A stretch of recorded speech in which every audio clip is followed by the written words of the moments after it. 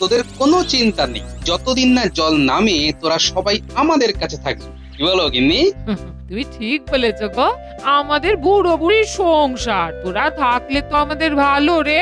এই শোনো, তুমি এক কাজ করো, ওদের বাবা মাকেও এখানে থাকতে বলো। হ্যাঁ ঠিক আছে, তুমি আগে এদের খাওয়ার ব্যবস্থা করো, এদের পেট ভরে খাওয়াও। আচ্ছা তোরা কি রে, হ্যাঁ বানের জলে ঠায় বসে আছিস, একবার এই দাদুর কথা তোদের মনে পড়লো না? ঠিক বলেছ, আমাকে তো দিদা ডাকিস, কত বায়না করিস, আর যখন সত্যিকারের প্রয়োজন তখন খবর দিই না। ও তোদের বাবা মা ভেবেছে দাদুর ছোট ঘর, দাদু দিদার কষ্ট হবে। ওরে সব সময় মনে রাখবি, যদি হই সুজন, তেঁতুল পাতায় নজন। আমাদের আমাদের ভুল হয়ে গেছে দাদু। সত্যি গোপাল দাদু, আমাদের আমাদের বাবা মা তাই ভেবেছিল। আমরা বলেছিলাম চলো সবাই দাদু আর দিদার কাছে। আহা, কাঁদিস না তোরা, এই যে সত্যিটা বলে দিলি, ব্যাস সব মিটে গেল। হ্যাঁ গিনি তুমি এদের ভালো করে খেতে দাও, আমি একবার রাজসভাতে যাই, গিয়ে সব কথা বলি। তোরা লক্ষ্মী হয়ে থাকিস, আমি ফেরার পথে তোদের বাবা মায়ের সাথে দেখা করে আসবো, কেমন? পারলে ওদের নিয়ে এসো, বলবে আমি দেখেছি। আমাকে ওরা সবাই খুব মানি করে, ভয় করে, দেখবে ঠিক সুর করে চলে আসবে। হ্যাঁ আচ্ছা আচ্ছা, ওদের তোমার নাম করেই বলবো। আমি এখন আসি, হ্যাঁ?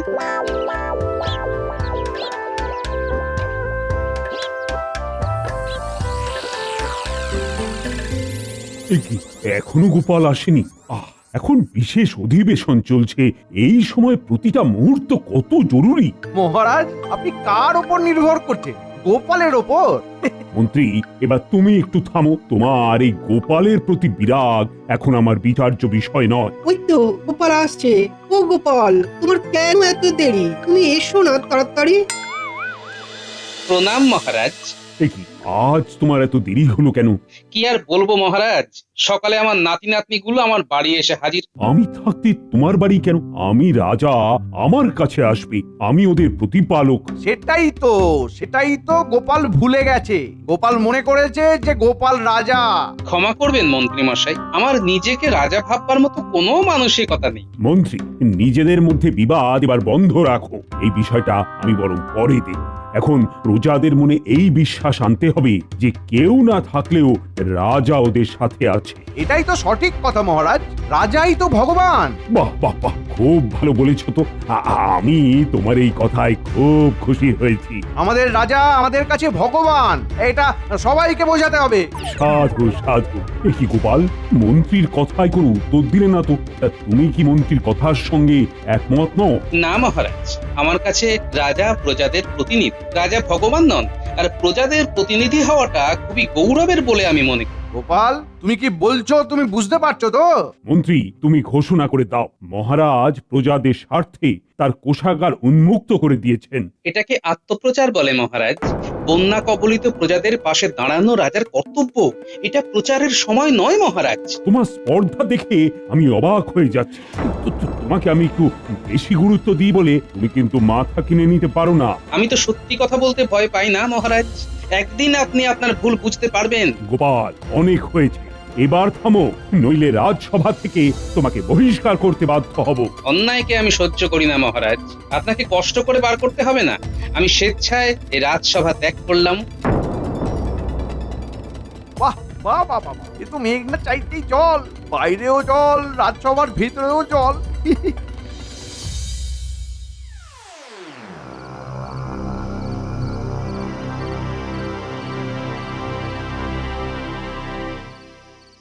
মহারাজ। কিছু বলবে রানী? হ্যাঁ মহারাজ, গোপাল আপনার রাজসভা থেকে চলে গেছে। ও চলে যায়নি, আমি ওকে বহিষ্কার করেছি। তর্ক করব না, আমার কাছে খবর ছিল যে গোপাল আপনার কোনো কথাই একটু বিচলিত হয়ে রাজসভা ত্যাগ করে। আপনি বলছেন অন্য কথা। আপনি যখন বলছেন তখন মহারাজ আপনার কথাটা সত্যি বলেই ধরব। আচ্ছা, গোপালকে আমরা বোধহয় একটু বেশি প্রশ্রয় দিচ্ছি। কিসের প্রশ্রয় মহারাজ? ভালোবাসা আপনার কাছে প্রশ্রয় কবে থেকে হলো? আপনি কি গোপালকে ভালোবাসেন না? আমার মুখের ওপর যে কথা বলে তাকে আমি মোটেই ভালোবাসি না। আর সে যদি আমার অধীনস্থ কর্মচারী হয় তবে তো আর কথাই নেই। পুরো বিষয়টা আমি শুনেছি মহারাজ। আমার মনে হয় গোপাল যেটা বলেছে সেটা ঠিক। প্রাণে আত্মপ্রচার ভালো না মহারাজ। রানী, তুমি কি বলছো? আমি রাজা, আমার প্রজারা আমাকে সর্বশক্তিমান মানে এটা বলা আত্মপ্রচার? যে জেগে ঘুমোয় তার ঘুম ভাঙানো আমার কাজ নয় মহারাজ। একটু কটু সত্য কথা বললাম, ক্ষমা করবেন।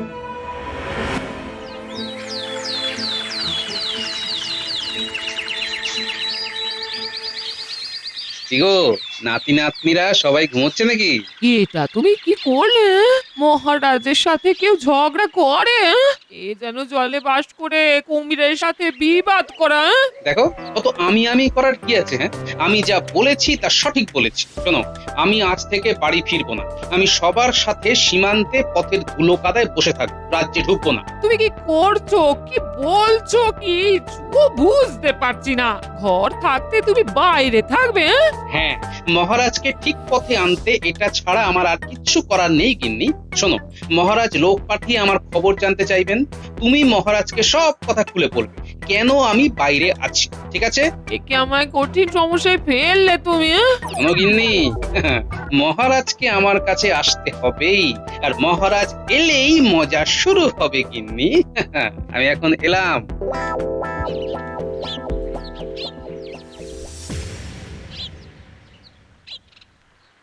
রাজ্যের কোনায় কোনায় আপনার কথা পৌঁছে গেছে মহারাজ। আচ্ছা, আমার কি ভাবনাতে কোনো ভুল ছিল? ছোট মুখে বড় কথা মহারাজ। হ্যাঁ, আপনার ভাবনাতে ভুল ছিল। আপনি সর্বশক্তিমান হতে চেয়েছিলেন, কিন্তু সর্বশক্তিমান আপনি নন। কি সব বলছো বিজ্ঞানী? তোমারও কি গোপালের মতো মাথা খারাপ হয়ে গেল? এই জন্যই বলি বেশি পড়াশুনো করো না। চুলদারির সাথে সাথে বুদ্ধিটাও তাড়াতাড়ি পেকে যায়। বেশি পাকলে আবার পচন ধরে। আমি একদম সুস্থ ও স্বাভাবিক। আপনাকে এত বাড়তি কথা বলতে কে বলেছে? আপনি H2O খেয়ে চুপ করুন। কি বিজ্ঞানী, আমায় সাংকেতিক ভাষায় গালমন্দ করলে? না, আমি বৈজ্ঞানিক ভাষায় বললাম একটু জল পান করুন। আচ্ছা বিজ্ঞানী, এই সময় আমার কি করা উচিত? মহারাজ এরা সবাই আপনাকে ভুল বোঝাচ্ছে। আপনি আপনার জায়গায় ঠিক আছেন। আমি মন্ত্রী মশাইয়ের সাথে একমত। আমি কিন্তু বিজ্ঞানীর সঙ্গে একমত। বিজ্ঞানী ঠিক বলেছে। মহারাজ, আপনার দানে কোথাও একটা দর্প ও অহংকার প্রকাশ পাচ্ছে। সেটা ঠিক নয় মহারাজ। পণ্ডিত, মহারাজের দর্প থাকবে না তো কি তোমার দর্প থাকবে? হ্যাঁ, আমার ঘরের ছাদটা ভাঙা, বাইরে টাপুর টুপুর বৃষ্টি পড়লে ঘরের কাপড় চোপড় ভিজে যায়। আমার আবার দর্প। তবে একটা কথা, গোপাল যে কথাগুলো বলছে সেগুলো ঠিক। মহারাজ, আমরা কেউই আপনার খারাপ চাই না। একবার একান্তে একটু ভাববেন। মনে হচ্ছে আমার ভুল, কিন্তু আমি তো রাজা, আমার তো একটা অভিমান আছে। মহারাজ একটা কথা ভাবুন তো দেখি। আজ আপনার সম্পদ প্রজাদের রক্ষা করেছে, এটা তো সত্যি কথা। আপনি কিচ্ছু চিন্তা করবেন না। চিন্তা করার আছে অনেক কিছু মন্ত্রী। প্রহরী, তুমি রাজসভা শেষ হলেই গোপালের বাড়ি যাবে। গোপাল কি করছে, গোপালের সব খবর আমার চাই। না, তুমি এখন যাও দেখি। কিন্তু আমি যে একটা ভয়ঙ্কর টানাপোড়েনের মধ্যে পড়ে গেলাম। মহারাজের এই গোপাল প্রীতি আর গেল না। মহারাজের এত দুর্বল হলে চলে? মহারাজের মন হলো বিড়ালের আড়াই পার মতন। যতই তাড়িয়ে দাও, আড়াই পা করে করে পায়ের সামনে ঠিক চলে আসবে। ধুর।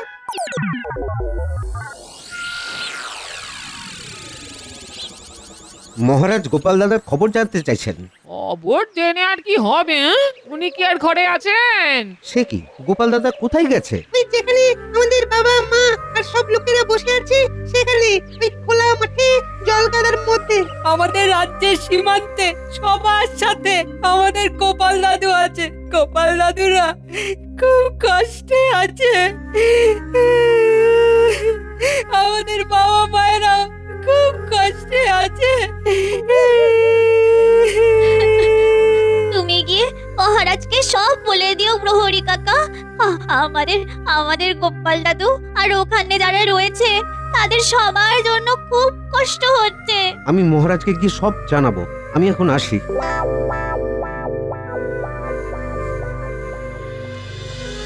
গোপাল দাদা, তুমি আমাদের সাথে এইভাবে কষ্ট করছো কেন? তোমার তো বয়স হয়েছে। বয়সের কথা একদম বলবি না। আচ্ছা তোরা কি চাস? হ্যাঁ, আমি বুড়ো হয়ে মরে যাই? এমা, এমন কথা কখন বললাম? মরবে তোমার শত্রু, তুমি আমাদের সাথে সব সময় এইভাবেই থাকবে। তবে বয়সের কথা একদম বলবি না। ওরে, আমি এখানে আছি একজনকে সিধে রাস্তায় আনবো বলে। ও অহংকার, সব সময় আমি আমি আমি সাহায্য করব, গৃহহীনদের আমি গৃহ দেব। মহারাজের এই আমি আমি ভাবটা আমাকে খুব আঘাত করেছে। আমাদের এই ভাগ্য গোপাল দাদা। আচ্ছা আচ্ছা গোপাল দাদা, তোমার কি মনে হয় মহারাজ ঠিক পথে ফিরে আসবেন? অত সহজ নয় এই বিষয়টা। মহারাজের অহংকার মহারাজকে ফিরতে দেবে না। তার উপর আমাদের এই ষড়যন্ত্রী মন্ত্রী মশাই আছেন না। তবে তুমি কি করে আশা করছো যে মহারাজ সিধে হবেন? এক গোপালে যদি না হয়, ওদিকে রানীমা আছেন। আজ না হয় কাল মহারাজ সিধে হতে বাধ্য।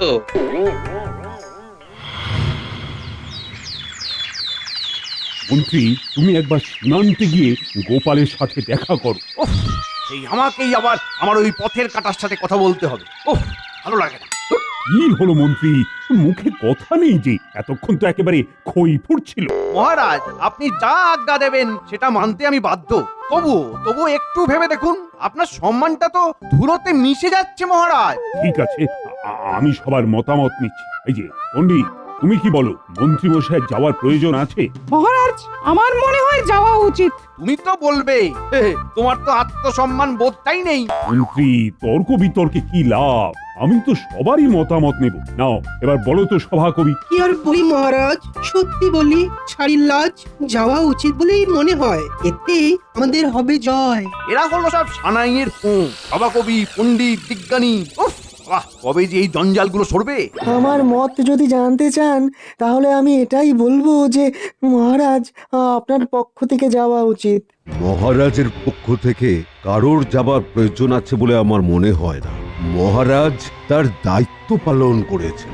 আমিও রাজবৈদ্যর সঙ্গে একমত।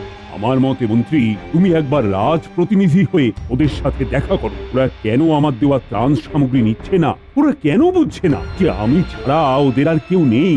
না না না, এটা কিন্তু আমাকে জানতেই হবে। মন্ত্রী, তুমি আজকে ওখানে যাবে, দেখবে আমি ছাড়া ওরা বেঁচে আছে কি করে। অগত্যা গোপাল, তোমাদের কাছে মহারাজ আমাকে পাঠালেন। আমি বুঝতে পারছি না কিছুতেই যে মহারাজের সাহায্য ছাড়া তোমাদের কিভাবে চলছে। যে খায় চিনি তারে যোগায় চিন্তামণি। মহারাজের এই আমি আমি ভাবটা নিয়েই তো যত জ্বালা।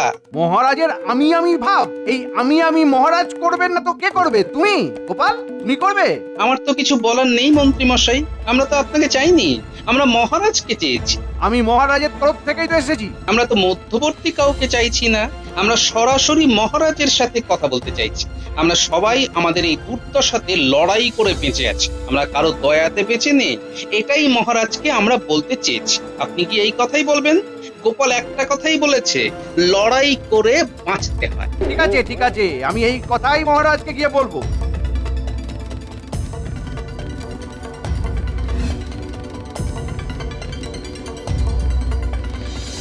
গোপালের খুব বার বেড়েছে মহারাজ। কি সব কথা বললো, আমি তো ভেবে পাচ্ছি না মহারাজ যে এই সেই গোপাল। বলছে লড়াই করে বাঁচতে হয়, কারো দয়াতে নয়। গোপাল তো আমার সাথে কোনো কথাই বলতে চাইলো না মহারাজ। বললো আমরা মহারাজের সাথে কথা বলবো। মহারাজ কি রাখছে? মহারাজ একটু রাগুন না।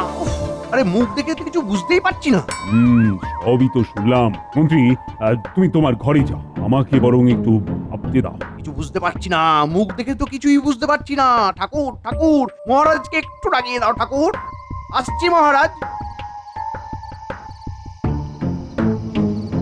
মহারাজ, মন্ত্রী মশাই কি সংবাদ দিলেন?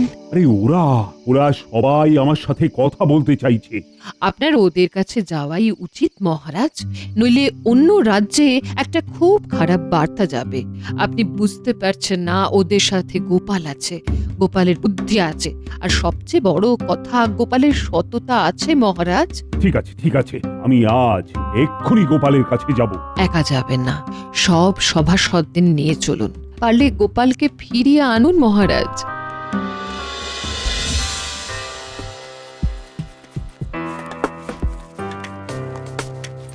গোপাল দাদা, তুমি কি বিশ্বাস করো রাজামশাই আসবেন? আসবেন? কি করে এত নিশ্চিন্ত হচ্ছ গোপাল দাদা? তোমরা বুঝতে পারছো না, আমি তোমাদের সাথে আছি, রাজসভা থেকে চলে এসেছি। এতে করে বাইরের রাজ্যে একটা বাজে ভাবমূর্তি যাচ্ছে। ওই তো মহারাজ আসছেন। প্রণাম মহারাজ। আমার আশ্রয়ে চলো গোপাল। যেতে পারি মহারাজ, কিন্তু আমার 4টি শর্ত আছে। শর্ত আমার কাছে? এখানে তো আপনি ছাড়া আর কেউ নেই মহারাজ। বেশ, বলো তোমার কি শর্ত? তবে খুব মন দিয়ে শুনুন মহারাজ। আমার প্রথম শর্ত, আমি আপনার আশ্রয়ে যাব, কিন্তু আপনি শুতে পারবেন না। আমি আপনার সামনে শোবার সময় শোবো, আর আপনি জেগে থাকবেন। মহারাজ, এ তো রীতিমতো অপমান। ছি গোপাল, ছি। মহারাজকে আর কত নিচে নামাবে? মহারাজ, মহারাজ আপনি একবার আদেশ দিন, আমি গোপালের কি অবস্থা করি সেটা দেখুন। তা তোমার দ্বিতীয় শর্ত শুনি। আমি আপনার আশ্রয়ে যাব, শরীরের নিয়ম অনুযায়ী আপনার খিদে পাবে, আমারও খিদে পাবে। আমার দ্বিতীয় শর্ত অনুযায়ী খিদে পেলেও আপনি কিচ্ছু খেতে পারবেন না, আপনার সামনে আমি খাবো। মানে তোমার খিদে পেলে তুমি খাবে, আর আমার খিদে পেলে আমি খেতে পারবো না? এটা কি ধরনের শর্ত? রাখা না রাখাটা আপনার হাতে মহারাজ। আপনি শর্ত শুনতে চেয়েছিলেন, তাই আমি আপনাকে শর্ত শুনিয়েছি। তার তৃতীয় শর্ত শুনতে কি আপনি আগ্রহী মহারাজ? গোপাল, তুমি একটি প্রতিভাবান। কিভাবে মহারাজকে যে তুমি উপযুক্ত জবাব দিচ্ছ। চালিয়ে যাও, চালিয়ে যাও, ভাঙো অহংকার মহারাজের। দুটো শর্ত যখন শুনেছি, তখন আর দুটো শুনতে কোনো আপত্তি নেই গোপাল। শুধু শুনে যাবেন? এ তো মনে হচ্ছে আপনি এক কানে শুনবেন আর এক কান দিয়ে বার করে দেবেন। আমি অহেতুক কথা বলতে অপারগ মহারাজ। আপনি একবার শুধু হুকুম দিন মহারাজ, তারপর দেখুন গোপাল কি অবস্থার আমি করি। ও ঠাকুর ঠাকুর করে লেগে যাক লড়াই। ও ঠাকুর, মুখ তুলে তাকাও, বাতাসা উৎসর্গ করব, নকুল দানা বিছিয়ে দেবো ঠাকুর। এবার তোমার তৃতীয় শর্ত বলো। তাহলে আমি কি বুঝবো আপনি আমার শর্তে রাজি? আমি রাজা হিসেবে তোমার কাছে আদেশ করছি, আমি তোমার তৃতীয় শর্ত শুনতে চাই, এবং তুমি তা বলতেও বাধ্য। না মহারাজ, আমি বলতে বাধ্য নই। আপনি জোর করে পাখিকে গান গাওয়াতে পারবেন? হাওয়ার দিক পরিবর্তন করতে জোর করে? তেমনি আমাকেও পারবেন না মহারাজ। যদি আমার শর্ত শুনতে চান, তবে আমাকে কথা দিতে হবে আমার শর্ত মানবেন। ঠাকুর কথা রাখবে মনে হচ্ছে, বাতাসা কিনতে হবে। শর্ত যদি না শুনি, তবে কি করে বুঝবো গোপাল? আমি আদেশ করছি না, শুনতে চাইছি। মহারাজ, আমার তৃতীয় শর্ত হলো, আপনি কোনো দামি পোশাক পরতে পারবেন না। আপনি সাধারণ পোশাকে থাকবেন, আমি দামি পোশাক পরব। এই কি উল্টো পাল্টা কথা বলছো গোপাল? আচ্ছা, তুমি কি পাগল হয়ে গেলে? তুমি বুঝতে পারছো তুমি আমাকে কতখানি অপমান করছো? আমি একটা ইশারা করলেই সেনাপতি তোমাকে দু টুকরো করে দেবে, সেটা তুমি জানো? গোপাল দাদা কি করছে? গোপাল দাদাকে মহারাজ তো মেরে ফেলবে। আবার আমি? মহারাজ, আমি দিয়ে কিছু হয় না। আমি রাজা মহারাজ কৃষ্ণচন্দ্র রায়। আমার দাপটে বাঘে গরুতে এক ঘাটে জল খায়, আর তুমি আমাকে অপমান করার সাহস পাও কোথা থেকে? গোপালকে বোধহয় আর বাঁচানো যাবে না। গোপাল, তোমাকে বোধহয় আমরা হারালাম। আমার কবিতা লেখা শেষ, এবার ছাড়বো দেশ। এবার চতুর্থ এবং শেষ শর্ত শুনবেন কি মহারাজ? বলো বলো, আরে আমি তো শুনছি। শোন না, তোরা খাবারগুলো তোদের দাদুর কাছে দিয়ে আয়, আমিও একটু বাদে যাচ্ছি। দাও দিদা। আমরা ছুটতে যাওয়া আর দৌড়ে আসবো। শান্তির আলো আছে দিদা, কোনো চিন্তা করো না। ঠিক আছে, সাবধানে যা।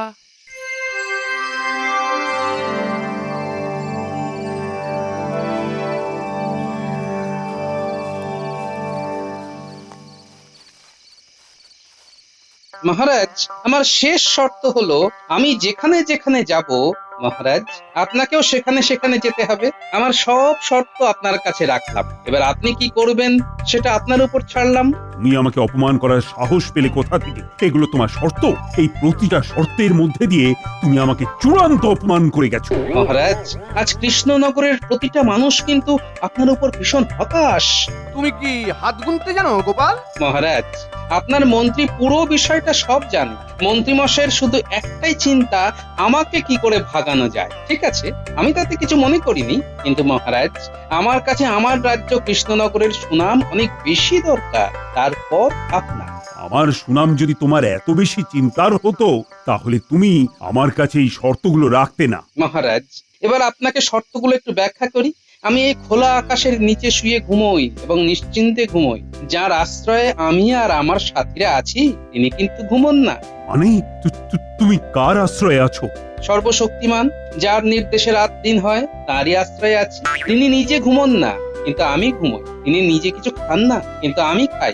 এরা সবাই খায়। ওই দেখুন মহারাজ, খাবার নিয়ে আমার বানর সেনা চলে এসেছে।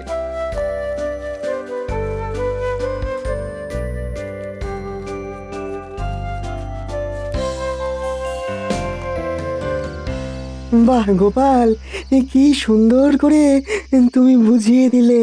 সেই সর্বশক্তিমান আমার সুখে দুঃখে সব সময় আমাকে আগলে রাখে, আমার সঙ্গে থাকে মহারাজ। আমি আমি আমি বুঝেছি গোপাল, বুঝেছি।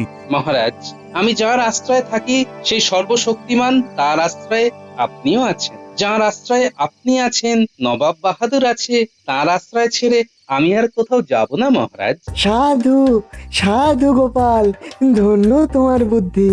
লোকে তোমায় মূর্খ বলে, কিন্তু তোমার মতন জ্ঞান এখানে কারো নেই। তুমি অনেক বড়, আমি তোমাকে প্রণাম জানাচ্ছি। গোপাল, তুমি আমাকে ক্ষমা করো, আমি তোমাকে অনেক কটু কথা বলেছি। আমি আমি ভীষণ অনুতপ্ত গোপাল। ফিরে চলো আমার রাজ্যে, ফিরে চলো গোপাল। আবার আমার আমার বলে কিছু নেই মহারাজ, সবই তা। ভুল হয়ে গেছে, এই শেষবার, আর কখনো ভুল হবে না। আর তোমরা সবাই আমার সাথে এসো, আমরা একসাথে থাকবো সেই সর্বশক্তিমানের আশ্রয়ে। ধন্য তুমি, ধন্য গোপাল, তোমার হাতে ফিরলো কপাল।